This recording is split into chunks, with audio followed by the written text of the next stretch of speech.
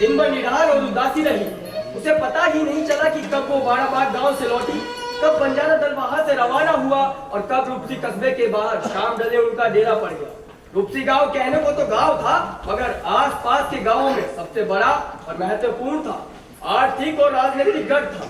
यहाँ का बाहुबली ताकतवर, खुखार और पहुंच वाला था। 10 दिन बाद वहां इलेक्शन होने वाले थे। वोटों की राजनीति चल रही थी। 10-20 वोट भी महत्वपूर्ण हो रहे थे।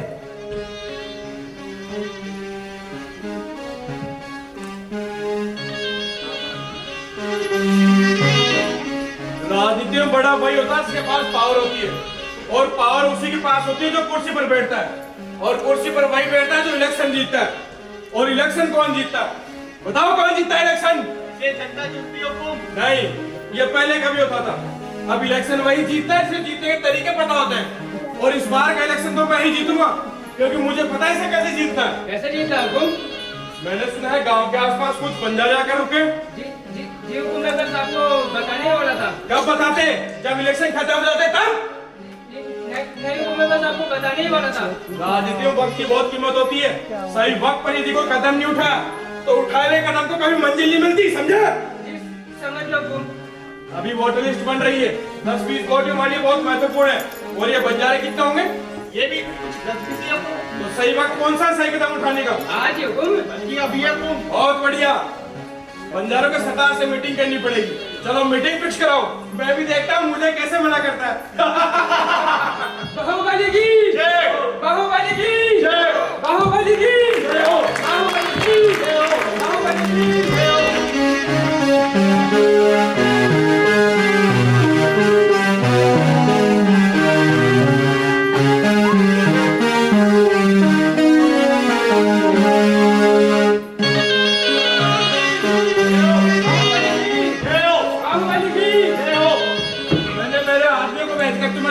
समझा, पर लगता है बात तुम्हारे समझ में नहीं आ रही है। बात समझ में तो आ रही है, लेकिन गले नहीं उतर रही। इसमें गले न उतरने वाली कोई बात ही नहीं है। आप कह रहे हो कि हम 10-15 दिन यहाँ से नहीं जाए। आप और आपका दल 20 दिन मेरे यहाँ खास मेहमान बन के रहेंगे। लेकिन क्यों? क्योंकि मुझे इलेक्शन जीतना है। इलेक्शन तो आप अपने अच्छे कर्मों से जीतोगे साहब जी। आजकल पॉलिटिक्स अच्छे कर्मों से नहीं, पॉलिटिक्स से जीती जाती है। और मेरे पास एक ट्रिक है। कैसी ट्रिक? तुम सब इलेक्शन तक यहाँ रुक जाओ और मुझे वोट देकर जाना। लेकिन हम वोट कैसे दे सकते हैं? यही तो ट्रिक है। मैं तुम सबका नाम वोटर लिस्ट में जुड़ा दूंगा, फिर तुम सब यहाँ के नागरिक बन जाओगे। चुनाव वाले दिन मुझे वोट देना, बदले में मैं तुमको कुछ पैसे दे दूंगा। और हाँ, जब तक चुनाव संपन्न हो जाते तब तक तुम्हारा दल मेरे यहाँ खास मेहमान बन के रहेगा। बोलो मंजूर? नहीं, हमें ये मंजूर नहीं। हम परसों यहाँ से रवाना हो जाएंगे और हम आपके गलत मंसूबों में आपके साथ नहीं है। तुम जानते हो मुझे ना सुनने की आदत नहीं है। या तो मैं कहूँ वैसा कर लो, वरना अपनी जान कैसे बचाओगे? या बहुत सा खून खराबा होगा, बहुत से लोगों की जाने जाएगी और इन सब के जिम्मेदार होगे सिर्फ तुम। How dare you? संगीता, तुम यहाँ क्या कर रही हो? जाओ यहाँ से। ये आपको धमकी दे रहे हैं सबके सामने। नहीं, ये कोई धमकी नहीं दे रहे। ये समझ नहीं रहे कि ये क्या बोल रहे हैं। चलो मान लिया कि तुम बहुत कठोर हो, अरे इतने भी कठोर मत बनो। क्या मतलब? देखो इस लड़की की तरफ, कहाँ इसकी कोमल काया और कहाँ तुम्हारी बंजारा जीवन शैली। तो इस लड़की को मेरे हवाले कर दो, फिर तुम सबको यहाँ अपनी कोई जरूरत नहीं है। चुनाव तो मैं अकेले इसके बलबूते में जीत लूंगा। सोच लेना, तुम्हारे पास 2 काम है, दोनों में से एक तो करना ही पड़ेगा। या तो मुझे वोट दे देना या फिर इसे मुझे दे देना, वरना अपनी जान कैसे बचाओगे सोच लेना।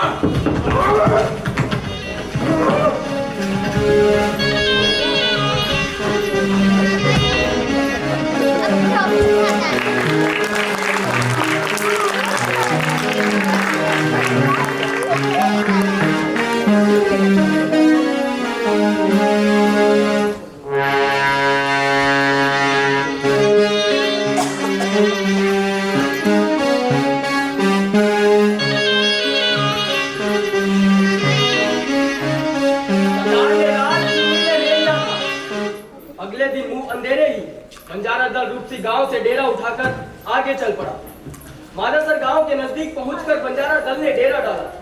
सब बहुत थके हुए थे। थकान के बावजूद संगीता बहुत उत्साहित थी कि वो उस ख्याल दल के नजदीक पहुंच गई जहां उम्र दराज माँ के साथी कलाकारों से मुलाकात कर पाएगी। डेरा जमाते जमाते अंधेरा गिरने लगा था। संगीता तुरंत गांव में जाकर उस ख्याल दल का पता करके उन कलाकारों से मिलना चाहती थी, मगर बंजारा सरदार ने उसे रोकते हुए आश्वस्त करना चाहा कि आज रात थकान मिटा ले, कल दिन में जाना। मगर संगीता कहाँ मानने वाली थी। सरदार काका, मैं जाऊं कहाँ? उन लोगों के पास जो मेरी माँ के उम्र दराज साथी हैं।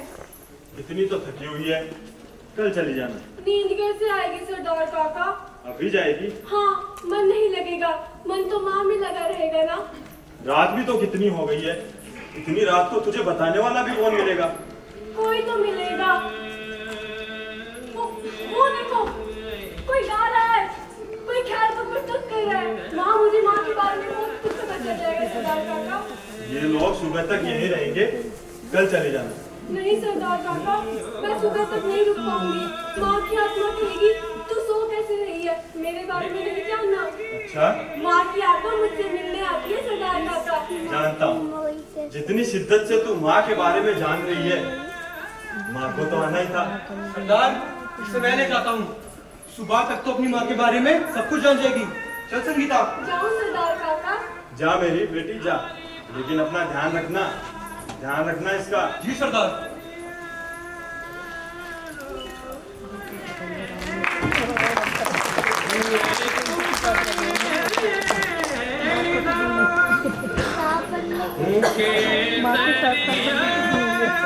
संगीता जैसे जैसे आवाज की दिशा में कदम बढ़ा रही थी, वैसे वैसे लोकगीत की आवाज भी तेज होती जा रही थी और लोक कलाकार भी रोज की तरह अपनी प्रस्तुति में पूरी ऊर्जा के साथ लगे हुए थे।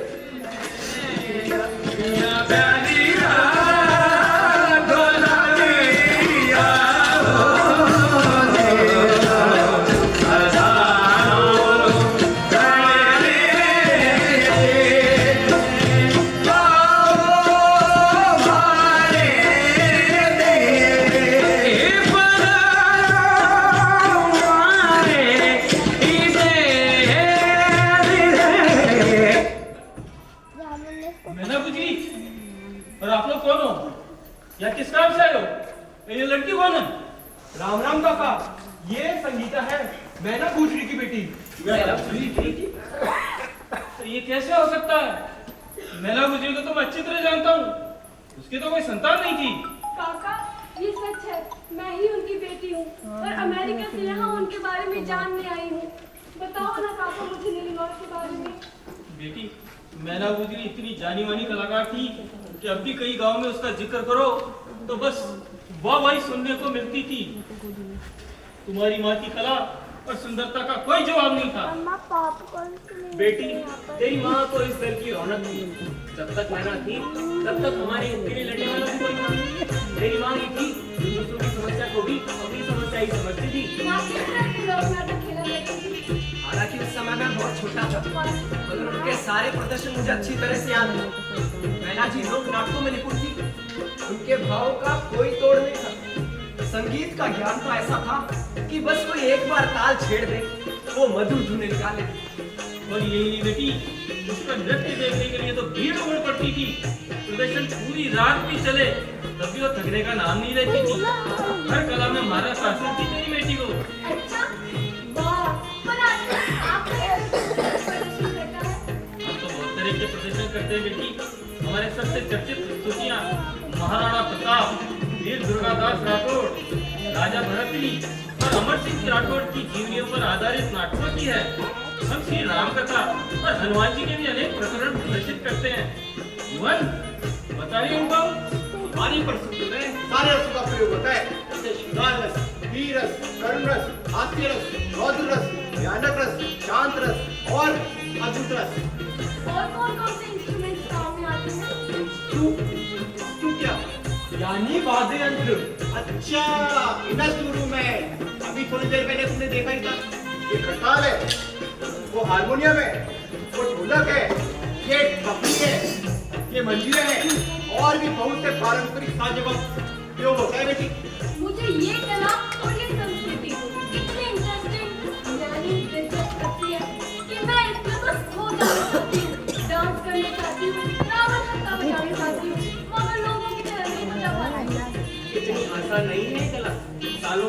के बाद ये सब दिखाई देता है। तेरी गलती नहीं है बेटी।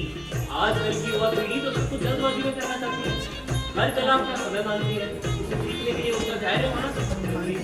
अब वहीं देख लो, सालों साल लगते हैं इस कला को सही पहचान देने के लिए। पर ये कला अब भी उसी तरह प्रसिद्ध है जिसकी माँ के समय हुआ करती थी। पहले तो ख्याल खेलने में अलग ही आनंद मिलता था। हजारों लोग प्रदर्शन देखने आते थे, नाच कब बीत जाती थी पता ही नहीं चलता। अब स्थिति ऐसी है कि 2 से 3 घंटे की प्रस्तुति में भी बहुत कम लोग देखने आते हैं। मनोरंजन के साधन जो बढ़ गए। चाहते तो हम भी है कि हमारी कला और संस्कृति को इतना आगे बढ़ाया जाए, इतना आगे बढ़ाया जाए कि दूर दूर के गांवों से, शहरों से लोग हमारी लोक कला को देखने आए, इसमें रुचि ले और सीखने के लिए आगे आए। हमारे देश में शिक्षा को हमेशा से महत्वपूर्ण माना गया है। खेल, अभिनय, नृत्य, चित्रकला आदि क्षेत्रों में तो विद्यालयों का निर्माण भी होता है, और हम न जाने लोक कलाओं को क्यों पीछे छोड़ते चले जा रहे हैं, जबकि हमारी लोक कलाओं को देखने के लिए लोग देश विदेश से आते हैं, और पर्यटन व्यवसाय का हम लोक कलाकार भी एक महत्वपूर्ण हिस्सा है। अगर राष्ट्रीय लोक नाट्य विद्यालय खोला जाए तब कहीं जाकर हम इन लोक कलाओं का संरक्षण संवर्धन कर पाएंगे, और ये राष्ट्रीय लोक नाट्य विद्यालय देश के हर राज्य में होना चाहिए। भारत का प्रतिनिधित्व करने वाली एक राष्ट्रीय लोक नाट्य घोषणा की शैली और भारत की सांस्कृतिक का निर्माण भी आजकल की एक प्रबल मांग है, और अब तो इंडियन कल्चरल सर्विसेज यानी ICS का भी शुरुआत होनी चाहिए। संरक्षण से याद आया, कोविड-19 के समय में तो आपको बहुत तकलीफों का सामना करना पड़ा होगा, है ना? जब भी कोई महामारी आती है तो हमारे व्यवसाय को सबसे आखिरी पायदान पर ढकेल दिया जाता है। हमारे परिवारों के भरण पोषण और रोजगार पर सबसे भारी चोट इसी महामारी ने दी है। जो महीने 2 महीने में प्रदर्शन के अवसर मिल जाते थे उनको भी पूरी तरह से बंद करवा दिया। लॉकडाउन लगते ही एक आवाज सिर पर मंडाने लगी थी। सामाजिक दूरी बनाने की तो लोग अपने अपने गांवों में बुलाने से कतराते थे, और हम जैसे कलाकार किसी दूसरे गांव या कस्बे में रह गए थे तो हमें हमारी वापसी के लिए जूझना पड़ा था। अगर अपने प्रधानमंत्री श्री नरेंद्र मोदी जी अंदर योजना नहीं लाते तो हम शायद उनके प्यासे ही मर जाते। इसके लिए हम उनके बहुत आभारी हैं, लेकिन उस समय और भी कई सारी दिक्कतों का सामना करना पड़ा था। जिनको छत नसीब होती ना बेटी, वो बगैर छत को कभी नहीं सूझते। अपने भरण पोषण के लिए तरस गए थे बेटी। अपने बीमार लोगों का इलाज कराने में बहुत दिक्कतों का सामना करना पड़ा था। हजारों लोक कलाकारों की जीवन लीला समाप्त हो गई थी इस महामारी में। इस हमारी आर्थिक तंगी में कई लोक कलाकारों ने अपनी जीवन लीला समाप्त कर ली। प्राकृतिक और मानव निर्मित आपदा जब कभी आती है तो लोगों तक राहत पहुंचाने के लगातार प्रयास किए जाते हैं, लेकिन हम कलाकारों को 2500 और 5000 रुपए दे करके अपने हाल पर बेसहारा छोड़ दिया जाता है। हमारे भारत देश में कला और संस्कृति क्षेत्र के लिए कोई आपदा प्रबंधन ही नहीं है। जब इस तरह कला और लोक कलाकारों की दुर्गति होती है ना बेटी, तो भीतर से आग तो रो पड़ती है। काका, मेरे पास एक बहुत अच्छा सुझाव है जिससे आपकी सारी समस्याएं बहुत जल्दी हल हो जाएंगी। अच्छा, वो क्या बेटी? आप अपनी सभी समस्याएं और उनके सुझाव एक पत्र में लिखकर सीधे अपने माननीय प्रधानमंत्री श्री नरेंद्र मोदी जी को भेज दीजिए। फिर देखना किस तरह आप अनेक लोग नाते चला और लोक कला और विकास होता है। अरे वाह, हमारे दिमाग में तो कभी आया ही नहीं। बहुत ही लाभदायक राय दी है तुमने। हम जरूर भेजेंगे उनको पत्र, भेजेंगे ना? बेटी, महिला गुजरी भी इस तरह सबकी परेशानियां सुना करती थी और वे सबका हल निकाला करती। तुझसे मिलकर मैना की याद आ गई। काका सर, भोजन परोस दिया है, आ जाइए। काका, क्या हुआ जती, तू भी धोखा खा गई? अरे ऐसे दूर के मध्य संगीता नाम है इसका, मैना गुजरी की बेटी है ये। काका, मुझे तो यकीन ही नहीं हो रहा। ऐसा लग रहा है जैसे सपना हो। लग रहा है जैसे खुद पहले जीजी आपके सामने खड़ी हो गई हो। जीजी? हाँ, मैंने प्यार से जीजी कहा करती थी। जब मेरे माँ बाप मुझे पाल नहीं पाए तो एक ऊंट गाड़ी में मुझे छोड़ गए थे। जीजी ने ही मुझे वहां से उठाकर अपने इस ख्याल दल में रखा। क्या मैं भी आपको जीजी बुला सकती हूँ? हाँ हाँ, क्यों नहीं? जीजी, आपने तो मेरी माँ को बहुत करीब से देखा होगा ना। मुझे कुछ बताओ ना उनके बारे में। तुम्हारी माँ जैसी संपूर्ण कलाकार ना तो कभी है और ना ही कभी होगी। वो अपनी अदाओं से इतना कुछ कह जाती थी कि बार बार बस उन्हें ही देखने का मन करता। अब तुमसे मिलकर मैं उनकी मानसिक दशा अच्छी तरह से समझ पा रही हूँ। लोगों से हंस खेल करके बातें किया करती थी, पर जब एकांत में होती थी ना बेटी, तो बहुत आंसू बहाया करती थी तुम्हारी याद में। अरे उदास क्यों होती? जीजी कहीं गई थोड़ी ना है, वो तो यही है तुम्हारे पास, हमारे साथ। और हाँ, ये तुम्हारी माँ के हैं। ये मैं हमेशा अपने कलेजे से लगाए रखती हूँ।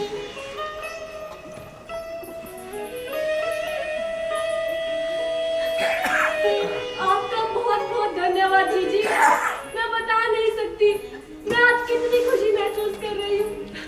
आपने मुझे मेरी माँ से मिला दिया है।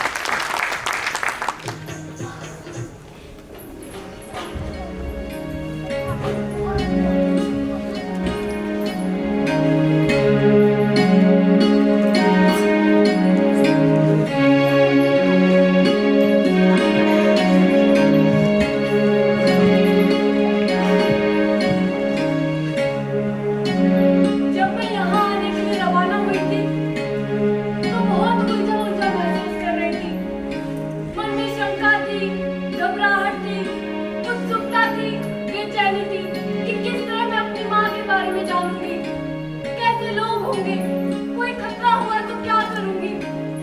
राजा तुमने इन सारी परेशानियों को मुझसे बहुत से दूर कर दिया। सरदार ताका और तुम्हारे साथ ने मेरी इस यात्रा को सफल बना दिया। भगवान तुम जैसा दोस्त सभी को दे। मैंने भी कभी नहीं सोचा था कि कोई दूर देश से आके हमारे इतने करीब आ सकता है। जिस तरह से तुम्हें राजस्थान की कला, संस्कृति और पर्यटन से लगाव है, उसी तरह से देश का हर व्यक्ति भी देश की कला, संस्कृति और पर्यटन से लगाव करे तो हम और आप जैसे कई कलाकारों का भला हो जाए। मुझे तुम्हारी बहुत याद आएगी संगीता। संगीता, मेरी बच्ची, मेरे जाने का समय हो गया है। सारा सामान रखी है बेटी, उदास मत हो। स्टेशन से आई थी, तू तो पूरा हो ही गया। क्या बेटी, तू जो चाहेगी अपने जीवन में तुझे अवश्य मिलेगा। मेरा आशीर्वाद हमेशा तेरे साथ रहेगा। पापा, आपने जब मुझे गले से लगाया था तो लगा था जैसे माँ ने भी मुझे अपने सीने से लगा लिया हो। आपने जब जब मेरे माथे पर हाथ फेरा, लगा जैसे माँ ने भी मुझे अपना आशीर्वाद दिया हो। मैं समझ चुकी हूँ कि आप और माँ का अटूट बंधन के साथ जुड़े हुए हैं। माँ ने हमेशा मुझे अपने आदर्शों से ढक रखा था, फिर भी कुछ अधूरा सा लगता था। आपसे मिलकर वो अधूरापन पूरी तरह से खत्म हो गया पापा। मैं आपको हर महीने पत्र करूंगी।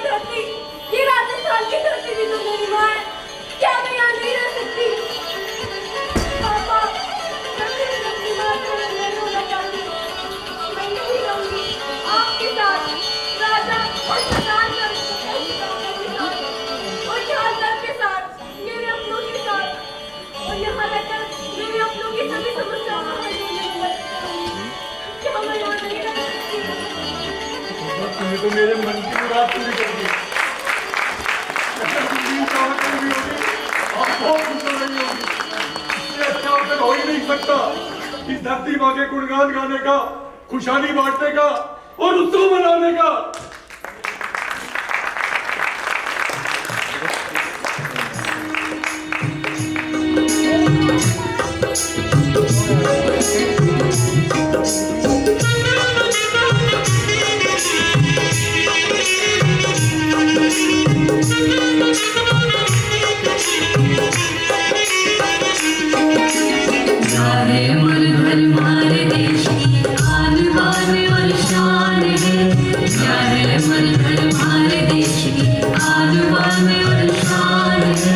वीरा की भक्ति की शक्ति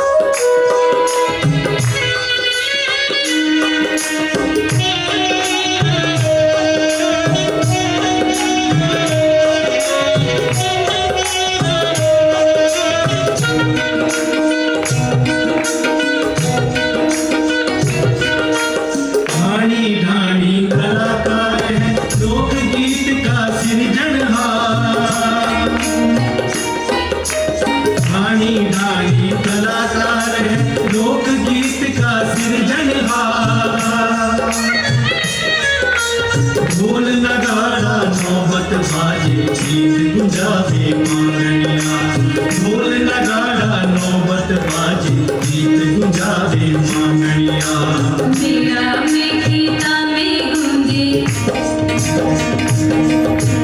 मेरा में गीता में गूंजे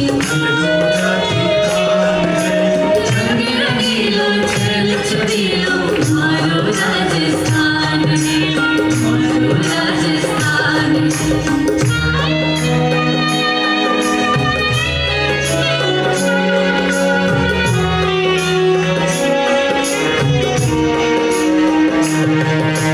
सीमा पर जूझ गया है रंगा का धड़का सरदार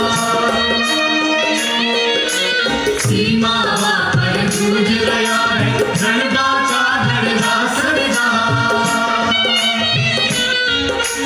लड़ा तोड़ दुश्मन की साथी झूल बतावे पहरेदार लड़ा तोड़ दुश्मन की साथी झूल बतावे पहरेदार या तो जीवन मातृभूमि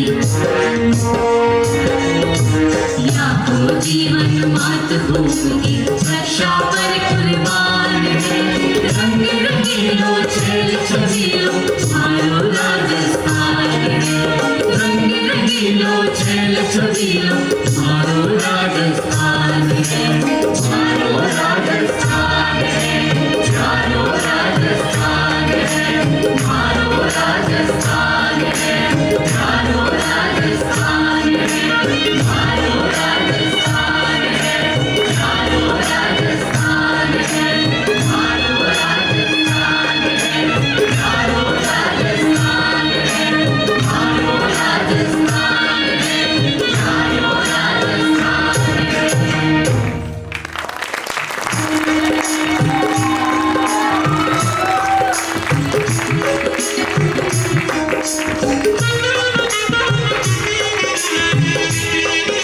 तो ये था नाटक मेरी माँ, लोक संस्कृति और राजस्थान दर्शन से भरपूर एक अद्भुत दास्तां। आइए पात्रों से आपका परिचय करा देते हैं। मंच परे सभी कलाकारों से निवेदन है कि वो भी मंच पर आ जाएं कृपया, और संगीत चलने दीजिए कृपया। सूत्रधार चंदन, अजय सिंह शेखावत, राजा लक्ष्य सिंह, संगीता अमनदीप कौर, जयराम संजय व्यास, बंजारा सरदार दिलीप सिंह, बाहुबली देवेंद्र सिंह, साथी 1 भुवन अंकित सिंह, साथी 2 प्रकाश चंद्र सैनी, ईसा हरीश, कृष्णा शर्मा, बंगाली बाबा काका भूषण शर्मा, गंगा हीरा शुभम मीणा।